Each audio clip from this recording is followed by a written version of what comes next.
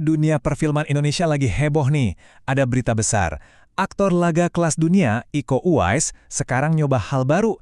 Dia jadi sutradara buat sebuah film yang kelihatannya ambisius banget. Judulnya Timur. Tapi tunggu dulu, ini bukan sekedar film aksi biasa loh. Film ini diproduksi sama rumah produksinya Iko sendiri, Wise Pictures. Nah, yang bikin ceritanya jadi politis banget adalah koneksinya. Film ini mengangkat kisah sebuah operasi militer yang dulu dipimpin oleh Brigadir Jenderal Prabowo Subianto, yang ya kita semua tahu sekarang adalah Presiden Indonesia. Betul, jadi yang bikin semua orang ngomongin film ini tuh ya pilihan ceritanya yang sensitif banget. Timuru ini terinspirasi dari operasi pembebasan Sandrama Penduma tahun 1996. Ini yang langsung bikin film ini bukan cuma sekedar tontonan, tapi juga sebuah pernyataan tentang sejarah. Nah, ini dia pertanyaan utamanya yang bakal kita kupas tuntas. Apakah film ini murni mau cerita soal kepahlawanan? Atau jangan-jangan ada agenda lain di baliknya? Yuk kita lihat dua sisi dari peristiwa ini. Oke, biar kita ngerti kenapa film ini jadi kontroversi, kita harus lihat dulu ceritanya dari kacamata resmi pemerintah. Ini penting sebagai dasar. Kalau dari versi ini ceritanya cukup jelas dan heroik. Jadi, Januari 1996, Organisasi Papua Merdeka atau OPM menyandera 26 peneliti. Negosiasi berjalan alot berbulan-bulan, bahkan sampai dimediasi sama Komite Palang Merah Internasional atau ICRC, tapi gagal. Akhirnya negara turun tangan. Pasukan khusus Kopassus melancarkan operasi penyelamatan yang dramatis dan berhasil. Ini jadi kisah kepemimpinan yang tegas dan suksesnya militer kita yang bahkan disorot dunia internasional. Jadi, intinya begini. Narasi resmi itu membingkai Operasi Mapenduma sebagai sebuah kemenangan mutlak. Sebuah unjuk gigi soal patriotisme dan bukti bahwa negara mampu melindungi warganya sekaligus menjaga kedaulatannya. Titik. Tapi itu kayak koin kan, selalu ada dua sisi. Cerita heroik tadi ternyata belum lengkap kalau kita nggak melihat apa yang terjadi setelah operasi penyelamatan itu selesai.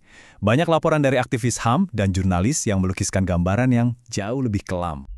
Setelah penyelamatan, ternyata muncul tuduhan-tuduhan yang serius banget.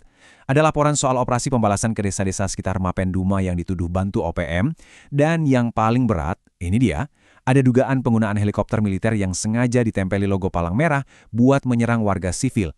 Kalau ini benar, ini jelas pelanggaran berat hukum kemanusiaan internasional. Nah, kutipan ini yang merangkum laporan dari lembaga-lembaga HAM besar benar-benar ngasih gambaran yang beda. Maksudnya, peristiwa Mapenduma ini nggak bisa dilihat sendirian. Ini adalah satu bagian kecil dari konflik panjang di Papua yang penuh kekerasan dan seringkali pelakunya lolos dari hukum.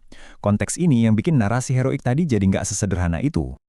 Oke, sekarang kita coba tarik benang merahnya ke masa kini. Kenapa sih publik jadi curiga sama film Timur ini? Ternyata ada semacam trauma sejarah di Indonesia soal hubungan antara film dan kekuasaan. Kita semua tahu kan, di Indonesia, film itu pernah jadi alat propaganda yang kuat banget. Ingat film pengkhianatan G30 SPKI di zaman Orde Baru? Film itu selama puluhan tahun jadi satu-satunya versi kebenaran yang boleh dipercaya. Nah, jejak sejarah inilah yang bikin banyak orang jadi skeptis dan was-was.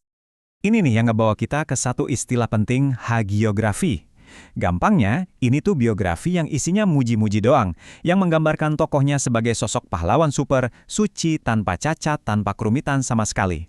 Dan disinilah letak ujian sesungguhnya buat film Timur. Apakah karakter yang merepresentasikan Prabowo nanti akan digambarkan sebagai pahlawan tanpa celah? Atau, apakah film ini akan cukup berani untuk menyentuh kompleksitas dan tanggung jawab seorang komandan atas semua yang terjadi dalam operasi, termasuk dampak buruknya? Sekarang, mari kita coba lihat dari sudut pandang Iko Uwais sebagai sutradara. Ini pasti sebuah pertaruhan artistik yang gak main-main buat dia. Iko Uwais kan udah bilang ya, ini terinspirasi dari kisah nyata, bukan film dokumenter. Dia pengen fokus ke hal-hal universal kayak heroisme dan persaudaraan para prajurit. Kedengarannya bagus, tapi ini tapinya. Label terinspirasi ini bisa jadi pedang bermata dua kan? Di satu sisi, itu kebebasan artistik. Di sisi lain, apa itu bisa jadi alasan buat ngapus bagian sejarah yang gak enak didengar?